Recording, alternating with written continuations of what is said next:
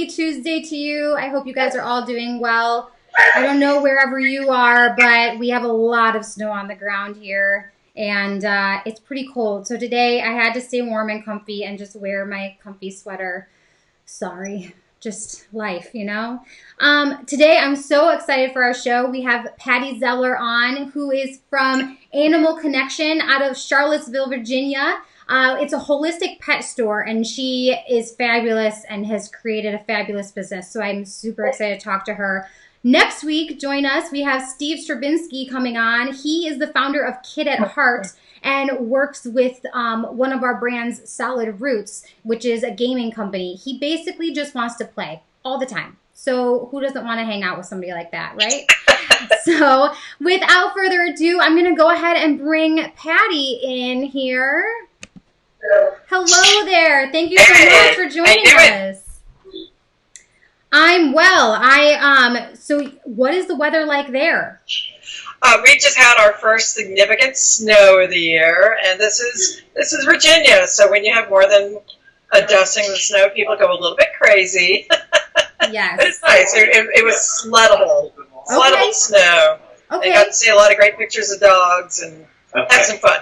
Good. And it's Groundhog's Day. So apparently they just came out and said we have 6 more weeks of winter, which, you know, I don't know how to ever feel about that, because I feel like here we have 6 more weeks of winter no matter what. Oh yeah. You guys live in winter. Yeah, right? She's like, what are you doing there? I don't know. Yeah, and we love winter here. Good.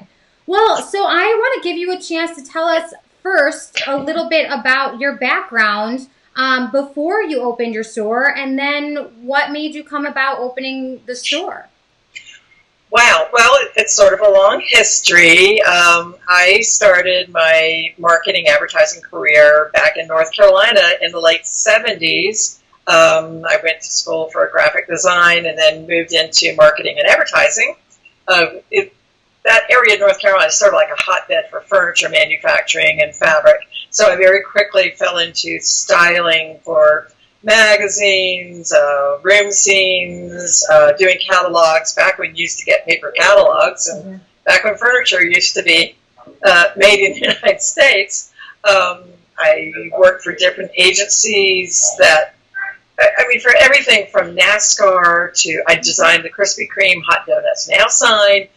Just crazy things like that. We moved to Chicago, and I kept on my ad agency business. So before I started the pet store, I was in advertising and marketing for about 20 years.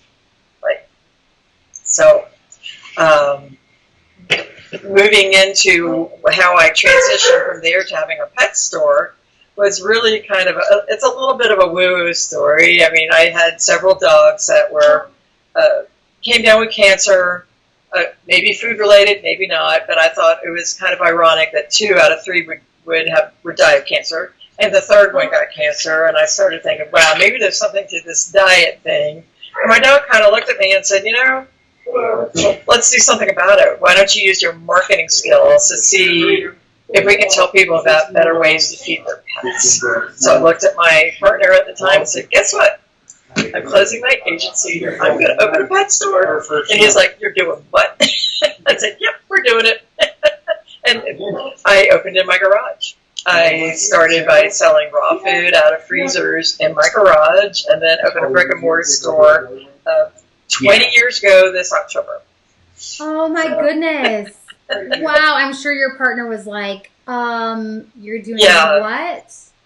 Well, yeah, he said, well, you don't know anything about retail. I went, really? I sell things to people every single day. Where do you think these advertising accounts come from? I'm sure I can do it. And that's been my attitude the whole time is, I don't know if I can, but I'm sure I can.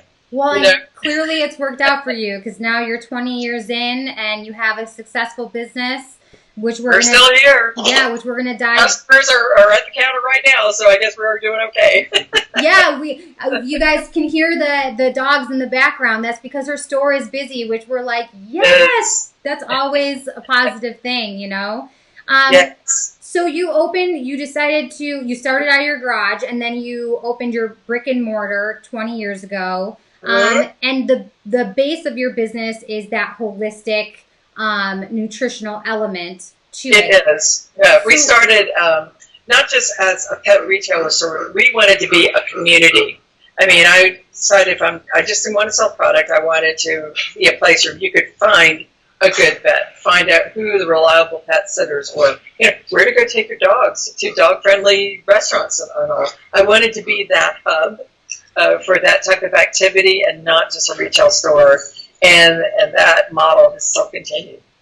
Okay, so yeah, that was going to be my question was, how much has your model evolved over time? But it sounds like you started with that framework from the beginning and have, I'm sure, just built onto it from there. But, you see all of it now. I mean, you offer the full scope of thing from the pet training, the nutritional aspect of it, and then, of course, the pet items that the products that you sell too, from food to, like you said, pet beds, and all of those things. And now you have, or I shouldn't say now, I don't know when you started it, the pet bakery or bakery. Oh yeah, we started that 3 years ago. Birthday cakes are just fun, and they're super easy to do. And people love that we keep track of their dog's birthday, and we have the ability to get a cookie out of the bakery case with their dog's name on it. That personal attention is just so important to our customers. I mean, during COVID and even before, the fact that we say we probably know your dog's name before we remember yours, and there's a lot of truth to that. We try. That's awesome. So how have you seen your business evolve from that first shop that you opened up? Well, it's interesting because we started our store as a little 800 square foot business, and with every rent renewal, we would add on another and another and another. And it was just last year that we finally decided, we really need more space than what we've got now. And the other thing is, too, that became apparent a couple of years ago with online sales of pet food being so strong, is we needed to be more service oriented. I think Bob Nagin calls it omni-experiential, and there's a lot of truth to that. So we had offered the dog grooming for 12 years now, but we added self-serve dog wash. We added a pet food pantry for people that are out of work. We added this bakery, a lot of service, delivery. We had a drive-through dog bar when we do your curbside pickup, for just like whatever the special this week. It's Super Bowl nachos for your dogs, so just adding things like that so people would wonder, what the heck are they doing next? Or what kind of fun things are they going to be doing, for my dogs? We added a business relationship last year with some trainers that I knew very well, and now they offer a day camp, and you can probably hear the dogs will get wild in a little bit. You'll hear the dogs barking. But we have the dog training here, which allows us also to have Puppy 101 seminars, foster dog seminars, how to bring adoptable dogs in your home, pack walks on Sunday with maybe a brunch at a neighboring brewery or something like that. And then this year we're going to be adding a bark park. Our landlords are going to fence off an area of grass so we can have a membership bark park. So, just things like that just evolve. But it's all again being part of this community aspect. So just building. I mean, really, you have created a destination for dog lovers and their pets. So it's you. Yes, and yes, you call it a community, but it's also, community, destination. You go even on your website, and you have it seems like everything available, or at least resources. Right. And from what I was seeing, you partner up with other. If you don't offer it, you often partner up with people that do. We do, right? Exactly. We have a great relationship in our shopping center with a brewery, and so this gives us an opportunity to have meet and greets at their brewery. We had an opportunity to do a collaboration beer with the brewery. I have my own beer brand now. Woo-hoo. So.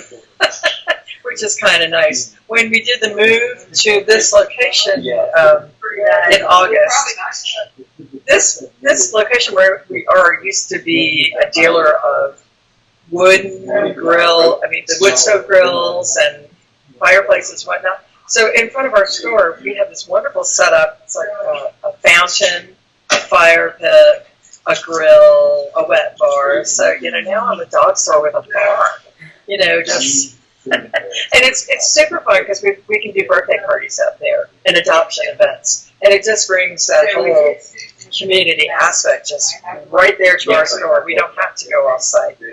So what's your beer called? It's called, I just happen to have one. It's called Big Dog Blonde Ale, right? That's awesome. So, and it's they did a really nice design. It's in honor of my big brown Chesapeake Bay Retriever Ernie that helped me start the business, and it's kind of a nice thing. We're going to do it every year from now on. We love it. It's very drinkable. Just a little early for me today. Right, I hear you. So you clearly have a strong background in marketing, which you absolutely pulled into your business now. I mean, who would have thought of the idea of dog nachos for the Super Bowl? How do you come up with these super clever ideas? Next week you have, you have coming up the Marty Paws for Mardi Gras. How do you come up with these ideas? Well, when COVID came about, Amazon and Chewy free delivery is a very strong concept. It's very hard to convert people to that, but during COVID, they couldn't do that 3 or 4 or even 5-day delivery. So we kind of jumped on that and said, daggone it, we can do free same-day delivery in our neighborhood. But to get people excited about that, we had to come up with something different. So we created this drive-through dog bar, and we did everything from Easter baskets. We did personalized Easter baskets for your dog, and we bring them to the curbside pickup in a bunny suit. Just crazy things like that. The Super Bowl nachos, something for St. Patrick's Day. We had little dog beer looking cookies for them. Just really stretching out. That National Day calendar provides a lot of good inspiration. Yeah. So we would look to that and say, how can we adapt this to what we're doing? So, just using a little creative inspiration and making it work. That's awesome. I have to ask about your bakery. So you said you opened it 3 years ago. Who is the baker? Well, I have several friends that are very good private bakers for some of the items. And then just this year, I started doing the birthday cakes. So I do birthday cakes, cupcakes, little tall drink cakes. I'm learning how to pipe. I feel like I'm the queen of sprinkles. I can do anything with sprinkles. Piping is hard. You can cover up a lot of mistakes with sprinkles, too, if you make them. So. Piping is hard. My best friend owns a cookie business, and I have tried, and I'm like, my goodness, that takes patience, and wow, it is a lot harder than it looks. It is, but there's so many things that you can do. You can buy so many things, even partially pre-made, and just, dip them, fry them, sprinkle them. You're good to go. I don't mind that they look a little homespun. I really don't. No, I have seen the pictures, all over your social media and everything, and they're so cute and fit in so well with your business, and they're so fun. And you're always on top of the next thing, the next holiday, the next whatever it is. So I think it was a fantastic addition onto your store. So how did at what point did you open a website? You started your brick and mortar 20 years ago. Did you have a website from day one? No, we didn't. It was about 6 years after the store was open that we decided to do a website, which is really strange for me because my ad agency I did copywriting for a website, I did photography for them. So for me to not have a website, I'm like, what in the world am I thinking? But it was sort of intentional. I didn't want to have a website until I knew what I wanted the website to do. I didn't want it just to be empty space out there. So we started with it very heavy informational. It has since morphed into a lot more interactivity on the site. We don't have online sales completely up and running yet. That's our goal for the first quarter of this year. But then again, I don't want to be the one that has just every 30-pound bag of dog food in the whole store. And I'm more about selling community than I am about selling a product. So I still really enjoy having people call the store to place their orders. It gives us an opportunity to let them know what's on special. It gives us a chance to upsell. Yes. Does Susie need any more this kind of treats this week, or wait to see what we have? We really like that personal touch with our ordering. But I love that, and it sounds like you are planning on being strategic in moving into that e-commerce element, right. Coming into 2021, which I think is a really great, way to look at it, because you're keeping in mind everything. You know that your business has to evolve, and that there's, some element of expectation now, especially right. with everything that's happened over this last year. However, you're still making sure to hold strong to who you are, who your business is, and how you feel you will best service your customer. Right. Well, I am a student of Bob and Susan Nagin, who I just really admire very much. And one thing that they say that really hits home to me is, there's hundreds of people out there selling product, and that's it. That's all you get. We're not selling that. We're selling an entire community and a lifestyle. I'm not a store owner. I'm a retail experience professional, right? So it's just a completely different mindset. Yeah. So those of you that don't know who Bob Nagin is, it is Whiz Bang. Yes. We have no, partnership or anything like that. We're not paid to advertise Whiz Bang. We just really like them. We like them as people. We like what they do. And they are a consulting training business for retailers that is just filled with training and advice and community and all of those things. So if you haven't had a chance to check that out, we strongly recommend it. I know we talk about them a lot on the show, but this is why. Right, and there's several people like that I follow and take classes with, just because I want to expand my strategic thinking. Right, exactly. That's it, just look at things in different ways. Exactly, yeah.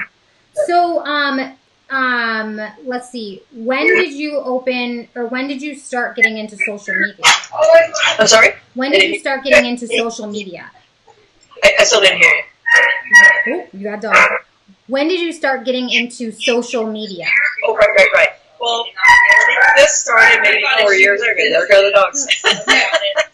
So, I was interviewed by someone in my city that does a daily show where he interviews different business entrepreneurs, and he had me on, and I guess he felt like it was compelling for me to do that. So he took that one episode and decided, look, we're gonna do 3 different episodes so you can tell the story, what you're doing now, where you're going.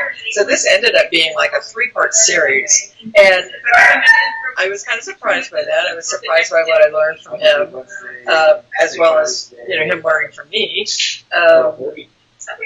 He was the one that really got me started in social media. I realized that at age 60 and a bit that I really didn't know how to market to millennials, and he did. So this is where we started redoing everything, like making my website fit into the phone, slimming down my copy so it wasn't so long to read, making different pictures work better, and doing Facebook and Instagram and all this stuff that we do now. And he's the one that inspired me to get busy with that. So I would say I've been doing the social maybe 3 years pretty well. The last 3 years, a whole lot better.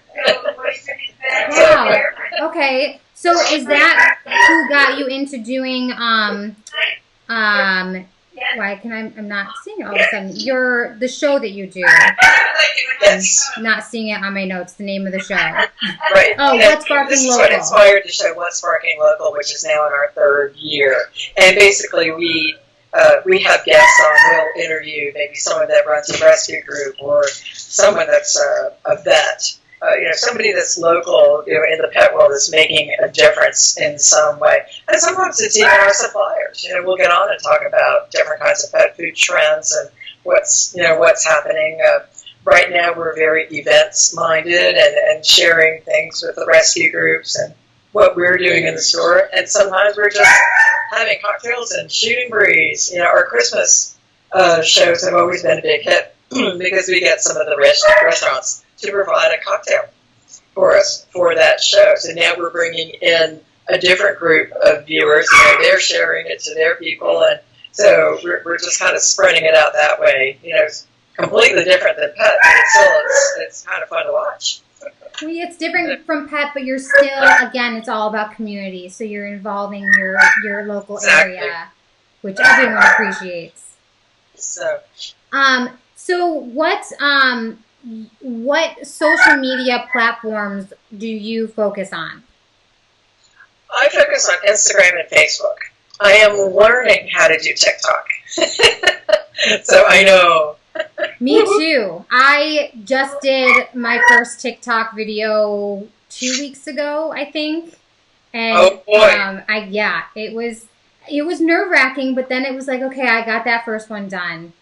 And Instagram Reel, because that's a whole new thing now too. But it's similar to TikTok, so I feel like I'm finding with our posts that I'm getting at least maybe 200% more viewers when you do a video.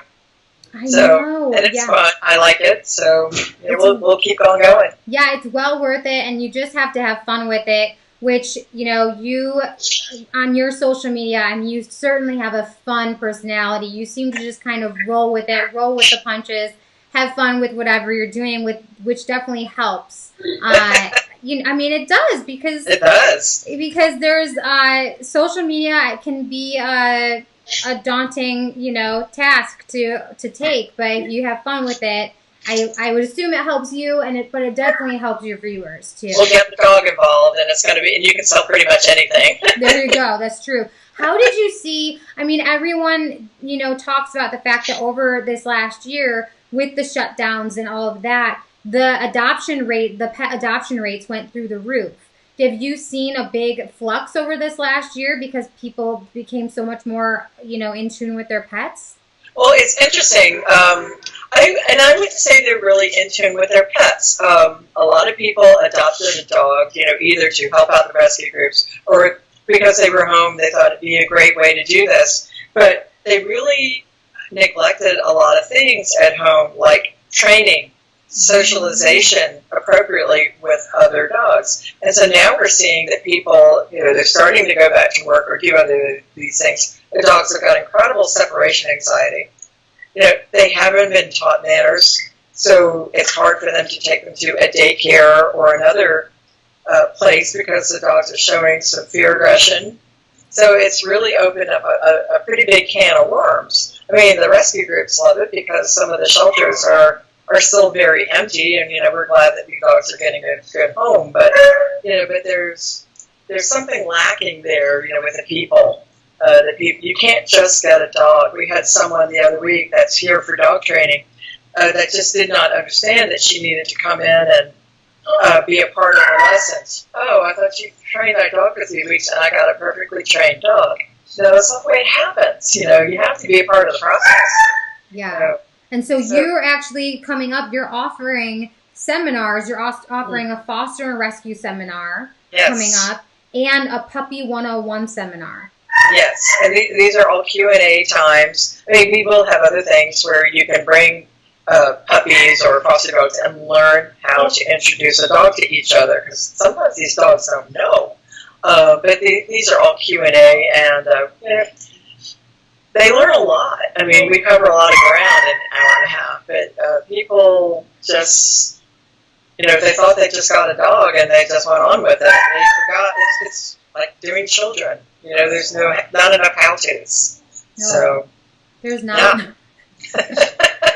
I know. I don't know anything about children, but I would imagine it being like that. Oh, don't worry. You imagine correct. There's not enough books in the world of how to. My mom used to always say, "You don't come with a manual. It's a problem." That's true. But I will tell you this, that I do see sometimes people coming into the store with children, and I know exactly how their dog's going to be acting. That's interesting. Yeah, you can tell when they're not, it works over here. But you can tell if the kids are out of control. I know that dog's going to be out of control. That makes sense, you know. Yeah. I mean, I would say if my oldest son especially we don't have any pets, but they would love a dog, and my oldest son has started asking for a dog. He's 4. And I just have enough on my plate right now. But if we one day get a dog, I would definitely have to go through all of the Puppy 101 seminars. I mean, I wouldn't know where to start. I would need all of that support. And at the end of the day, it's mom's dog. That's why we don't have a dog right now. It's mom's dog. That's exactly, which is why, it's not happening right now. but yeah, I give kudos to everyone that has a dog and that trains them, and, all of those. Exactly. All of those, they're very loving animals. So do you have any tips or pieces of advice for anyone that is, a new entrepreneur or new to retail or thinking about maybe this is something that they want to do? I do, and it's a little harder to do things now that, the trade shows are starting to start back up now, but I find that there are a lot of entrepreneurs and on some of my pages are like budding, I'm opening a store. Where do I go buy things? What do I do? What should I sell? If you're thinking about it all, you really need to go do your market research. Go visit a lot of similar stores in towns with the same demographics as yours, so you get an idea of volume, what might sell, what might not sell. Do your due diligence. Go to the trade shows if you can afford to do that. That's where you find things. That's also where you're going to meet reps that are going to help you and advise you. They'll tell you, what's selling well in your area. You don't want to copy your down the street neighbor's store by any means, but you want to get an idea of what the kinds of things they're selling. I find that on some of the pages that I follow that not doing the research is one of the biggest. I just can't even imagine. I also can't imagine someone from like a town of 10,000 people asking someone, from Chicago, what sells best in your store? There's no comparison. Absolutely none. So I think the biggest thing that I would advise is the market research, and then have a clear view of what you want to sell, why you want to sell it, what you want your store to look like, thinking about your display, your budget, what's going to fit. Gosh, there's so many things to think about. How to negotiate a lease contract. Yes.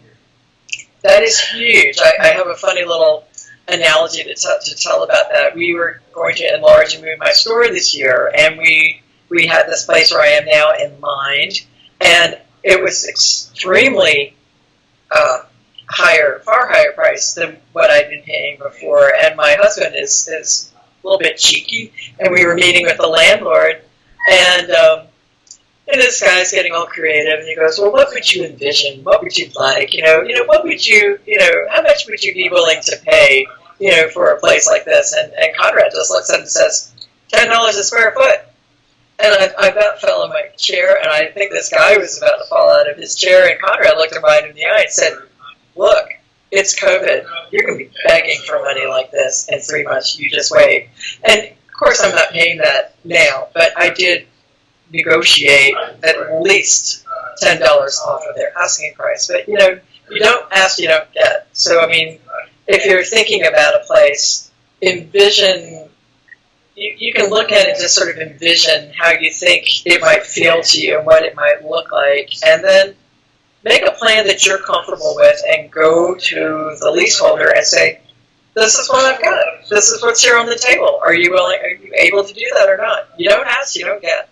Well, and it can't hurt to ask. What's the worst thing that they'll do is say no. No. And then just see what they come back with. Right. So, right. Yeah, I can honestly say, too, that getting a commercial rep for for this move was an amazing choice. I'm not paying them anything because I make their money based on the lease. But the things she thought of that I didn't think of, and I'm so glad she did think of. I mean, things like HVAC. Back when I started 20 years ago, you didn't have an HVAC clause in the contract. Now you do, and they want you to pay for entire systems should things go wrong. And we just went through last month. They replaced $15,000 worth of HVAC that I didn't have to pay for. There are things like that you just. I am so glad I had a rep. That's a very good piece of advice because, that chunk of money, and especially in times like this, that's huge. It's very huge. Yeah. It could have been $15,000 huge, and it wasn't. I didn't pay a dime. Wow. So, but. Yeah. So what, you mentioned reps earlier, for your products, for your brands that you bring in. Working with reps, what is your favorite aspect of working with a rep? And if you had any advice to give a rep, what advice would you give a rep?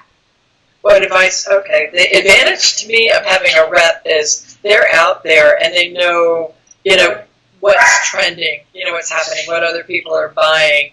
And I love having good relationships with them because if there is something, that they think that I'll really like, they'll call me. If there's something that is going to be sold later at deep discounts, they'll let me in on that secret. I do a monthly subscription box.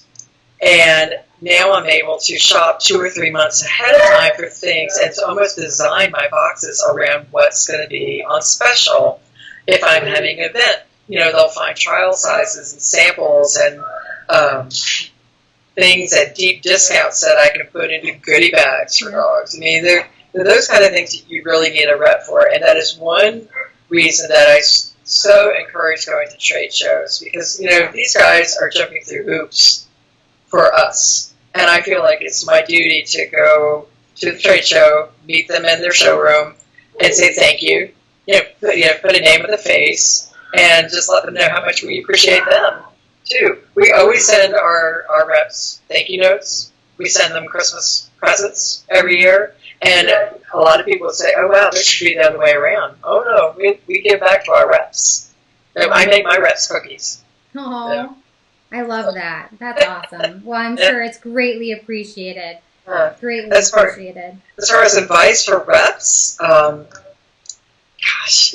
are just so great. I wouldn't even know where to start except for one thing I do insist on is I really despise walk-ins. Okay. I mean, I am busy. Sometimes I'm not here, and if a rep's going to come out of town to meet with me, I really want to give them my attention. So I really like that scheduling in advance. That's a good tip. That's a good point. Awesome. Well, I loved hearing all about your business. You have so many great elements. I want to go ahead and give everyone a chance to find you. Can you tell our audience where they can find you? Absolutely. So you can find us on Instagram and Facebook at Animal Connection VA, like for Virginia, and that's the same as our website address, animalconnectionva.com.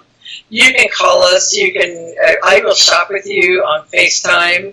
I will give you a tour of my store on FaceTime. I mean, we're here for people to get to know us and get to know our store, and ask us questions. Whatever you need. Yeah, and you should go ahead and follow you on Instagram and Facebook because you really are just so much fun to follow and have so many great marketing ideas and everything like that. Thank you so much for all of your wealth of information and all of your tips. I am now going to hit you with our final 3 questions. Are you ready? I'm ready. All right. Go for it. So, what is your favorite book, podcast, or blog? Well, my favorite book, I would say, is surprisingly by a horseman, and his name is Buck Brannaman. And the book is called The Faraway Horses. He also has one called Believe. And he has an amazing documentary that one of his students did for him about his life. He's the horseman that they wrote The Horse Whisperer about. And just the way he looks at life, just the way he works with. He says, "I don't do horses. I work with people that have problems," and it's very, very true. But just things, small concepts like noticing what a try is, allowing people to do what they're best at. I mean, there are things like this that he's learned from the horses that absolutely apply to the business world, and it's been, or the family world. It's been very helpful. As far as blogs, gosh, I'm a foodie. I love Ina. I'm going to watch Ina. That's awesome. I love it. Yeah. What is the most important thing in your toolbox? I would say being flexible. Okay. And flexible in my mind, and being able to turn around and think of things in a different way. Or if things aren't going well, to think, how else can we do this? Or if you see something that's not working well, I see you try this. What can we do differently? That just having a flexible mindset, I think, has served me really well. Well, that makes sense, because then you're able to adjust your business, accordingly and probably pretty quickly. Yeah. I mean, just keeping things in balance. I mean, and do things to keep you in balance. I kayak a lot. There's a lot of balance in kayaking, and there's a lot of balance in horses. I mean, and you have to do a lot of being quiet and listening and looking at your environment and the water and what your horse is thinking about. Just doing something like that, because it keeps your awareness level up. I think helps an awful lot. That's awesome. So this is our big question, which we've evolved since we've started. What do you think retail will look like, or how do you think retail will continue to evolve through 2021? Well, of course, online is going to grow and get bigger and bigger and bigger, and you may see some of the more consolidation of smaller onlines coming into with some of the bigger people.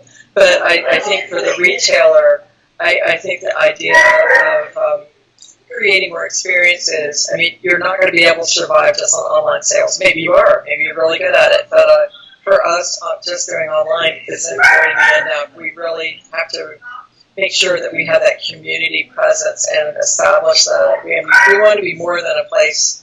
If you want just items, you can go to Amazon. But if you want an experience where you feel like family, and your pet's name and your names, and we know when your dog's birthday is. If you want that kind of experience, then this is what we're building on: is more ways to make people part of our community. Yeah. So. Yeah, that makes total sense. I mean, I feel that people are going to start coming out of the woodwork looking for events and community and socialization. And you can't get any of that from online. So, the small retail businesses are where, the people that can really create that. Yes. So, true. Thank you so much for everything you've offered us today. I really appreciate you having me. Absolutely. And I look forward to watching you grow. And I know where one of the first places I will look if I ever suck it up and get a dog. You're getting a puppy. I'm not willing to admit it yet. And you'll be well prepared. Yes. Yes, that is one thing that I've said. We will be well prepared. Thank you again so much, and we will talk to you soon. All right. Thank you. All right, everybody. Thank you so much for joining us today. I hope you all enjoyed the conversation. I mean, talk about a great marketer right there. She really knows her business, stays true to her roots, and knows how to build on it and market it. Again, jump on with us next week. We have Steve Stravinsky from Kid at Heart on. And I look forward to talking to you next week. Thank you so much.